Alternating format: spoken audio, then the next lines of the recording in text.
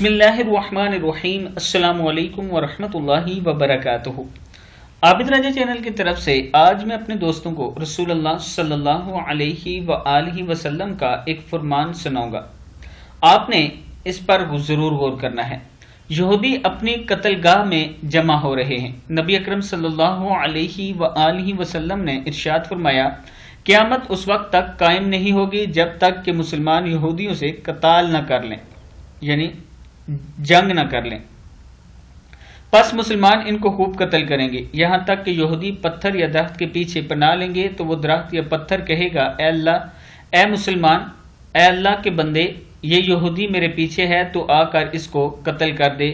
مگر غرقد نامی درخت ایسا نہیں کرے گا کیونکہ وہ یہودیوں کا درخت ہے۔ صحیح مسلم میں یہ موجود ہے۔